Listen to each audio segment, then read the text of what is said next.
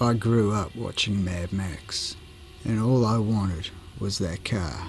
But as a teenager with no money, these cars were just out of reach.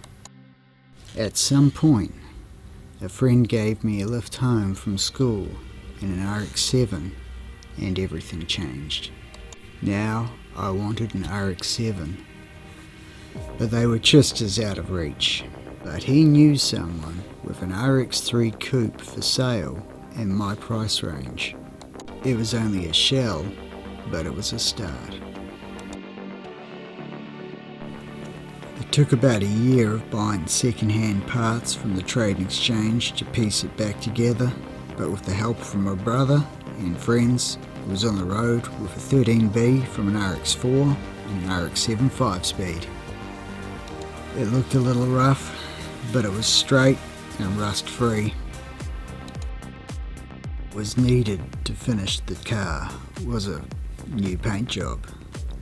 So with some help from my friend Paul, we primed it up, but right before we had a chance to finish the job, drunk driver lost control of his pickup truck and crashed into it. Lucky for me, Mazda still sold all the panels required, and my father helped me repair the damage. This time around I decided to go with the facelift 12A front and lower spoiler, and to get the car painted properly before putting it back on the road. And because why not, I also built a roll cage for it as well. Well, the car was off the road. I had gone to the public library and photocopied RX4 workshop manual, engine rebuild instructions, and performed my first engine rebuild. Now I had a really fast car with terrible brakes, and it didn't take long to crash it into a fence and mess up the perfect front. But I was having too much fun to worry about that. First time at the drag strip, it ran a best time of 13 seconds at 99 miles an hour. I put a set of 15-inch Momo wheels, a new second-hand 12A bumper, and some Kevlar Autosports in the car, loaded it up and drove it from Auckland to Taupo for the Rotary Nationals. It was even shown on the evening news that covered the event. Around this time my mother bought this Series 5 RX-7. Now the ported 13B with a 48 IDA didn't really seem that fast anymore. So, with the assistance of my friend Andrew Fabrin, who already had a Series 4 13B turbo in his RX-3, probably the first in New Zealand to do so, I got a Series 4 turbo engine and a Haltech fuel-only computer and fitted it to my RX-3.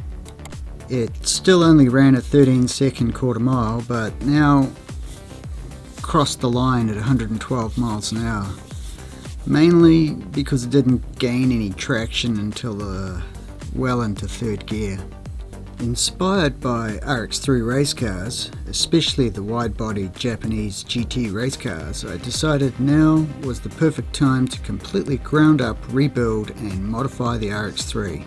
New suspension, new brakes, new turbo engine, bigger wheels, and of course a wide body, probably a wing. Build it like a race car, ready for the targa. A friend, Simon, who was working at a Mazda rotary workshop, gave me a call. They had bought a damaged Series 5 RX-7 for parts and said I could have the shell if I wanted. My plan went into action immediately. Cut the floor pan out of my RX-3 and grafted the RX-7 floor pan into it. Unfortunately, step-by-step photos I took have been lost, but not long after having the basic shell welded up and on the ground rolling, I found my FD RX-7 and the project was unprioritized. Anyways, the project is still ticking over in the background, so to follow the build, subscribe.